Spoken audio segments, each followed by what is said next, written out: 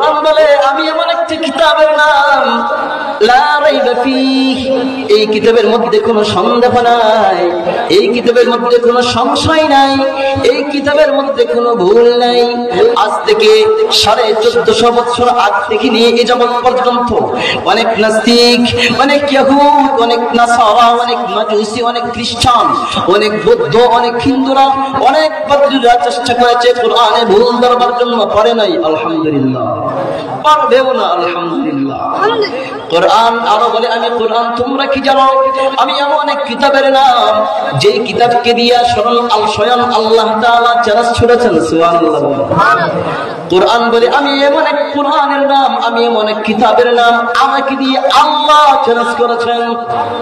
আল্লাহ তাআলা বলেন ওয়া ইন কুনতুম ফি রাইবিন মিম্মা নাযালনা আলা আবদিনা ফাতু বিসূরাতিন মিন মিসলিহি। সুবহানাল্লাহ।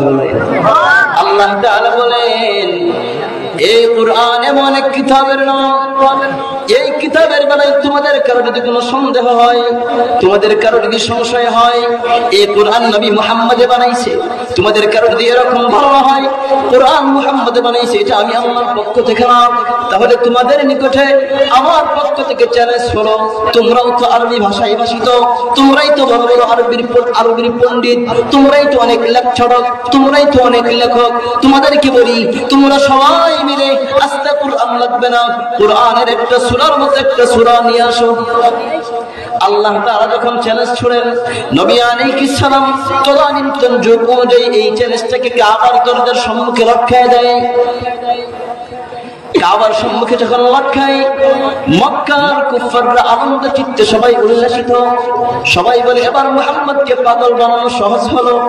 কারণ হলো আল্লাহ নাকি চ্যালেঞ্জ দিল এইভাবে যে একটা সূরা বানাইতে, এটা তো আমাদের জন্য কোনো বিষয়ই না, কারণ আমরা তো বড় বড় কিতাব লিখি, আমরা তো বড় বড় কিতাব বানাই, আমরা তো বড় বড় কিতাবের রচয়িতা, অতএব এটা তো আমাদের জন্য বিষয়ই না, আমরা একটা সূরা বানাবো, মুহাম্মদের চ্যালেঞ্জ গ্রহণ করব, আর মুহাম্মদকে বুঝাই দেব আমরা তোমার চেয়ে ভালো জানি, আমজনতাকে জানিয়ে দেব মুহাম্মদ একটা পাগল।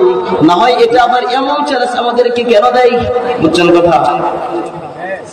নবী আলাইহিস সালাম যখন টানলেন, মক্কার কাফেররা যাই মুহাম্মাদের কাছে বলে, মুহাম্মদ তোমার আল্লাহ নাকি চ্যালেঞ্জ দিছে, আমরা নাকি কোরআনের সূরার মতো নাকি সূরা বানাইতে পারবো না, কি বলতে চাও তুমি?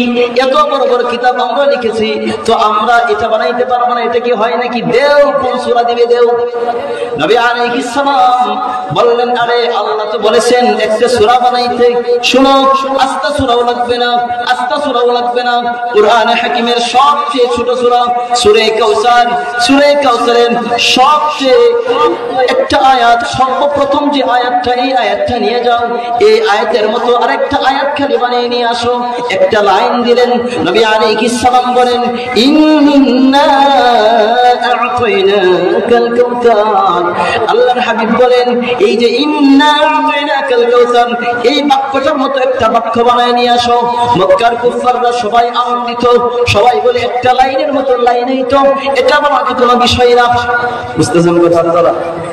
সবাই আনন্দ চিত্তে একত্রিত হলো, সবাই গেল যাইয়া এর মতো একটা আয়াত বানাইতে চাই, একটা বাক্য বানাইতে চাই, এককভাবে চেষ্টা চলছে, পারে না, এর মতো আয়াত বানাইতে পারে না। কারণটা হলো কোরআনে হাকিমের মধ্যে প্রত্যেকটা আয়াতের মধ্যে দুনিয়ার যত প্রকার গ্রামার আছে সব গ্রামার ঠিক আছে। সুবহানাল্লাহ বলেন। দুনিয়াতে অনেক প্রকার গ্রামার আছে, এক জাতীয় গ্রামারের নাম হলো ইলমুল ইমলা, আরেকটার নাম হলো ইলমুস সরফ, আরেকটার নাম হলো ইলমুন নাহু, আরেকটার নাম হলো ইলমুল বালাগা, আরেকটার নাম হলো ইলমুল উরুস, আরেকটার নাম হলো ইলমুল মুহাদিরাত, আরেকটার নাম হলো ইলমুন নাশিদ, আরেকটার নাম হলো ইলমুল কওলিশ শি'রি। এরকম অনেক প্রকার ইলম আছে। দেখা গেছে এই আয়াতের মধ্যে যত প্রকার ইলম নিয়ে যাচাই করে সব ইলমের নিয়মগুলো এর মধ্যে 100% ঠিক আছে। সুবহানাল্লাহ বলেন। কিন্তু ওরা যেই বাক্যটাই বানায়, এই বাক্যের মধ্যে সব প্রকার গ্রামার ঠিক রেখে বানাবে, এটা পারতেছে না, এটা পারে না। এরা যখন পারে না, এবার সবাই একত্রিত হয়ে বলল, কি ব্যাপার? ইন্না আ'তাইনাকাল কাউসার, এর মতো বাক্য তো আমরা বানাইতে পারতেছি না, কি করা যায়? আমাদের মান ইজ্জত সব তো ধুলাই হয়ে গেল, সব তো শেষ হয়ে গেল, আমরা তো পারতেছি না, কি করা, কি করা, সবাই মিলে একত্রিত হয়ে এক সিদ্ধান্তে উপনীত হলো, আমরা সবাই বসবো, সবাই বসে সবার মাথা খাটাইয়া ব্রেন খাটাইয়া আমরা একটা বাক্য বানাবো। সবাই বসলেন, সবাই মিলে একটা বাক্য বানানো। কি বাক্য বানানো খেয়াল করে শোনেন। বাক্যটা হলো লাইসা হাদা কালামুল বাশার ওয়া ইন্না আ'তাইনাকাল কাউসার। এর সাথে একটা বাক্য বানালেন, এটা হলো লাইসা হাদা কালামুল বাশার। আফসোসের বিষয় হলো ওরা যে বাক্যটা বানাইছে এই বাক্যটাই প্রমাণ করে দিল ইন্না আ'তাইনাকাল কাউসার এটা মানব রচিত না, এটা আল্লাহ প্রদত্ত। সুবহানাল্লাহ বলে।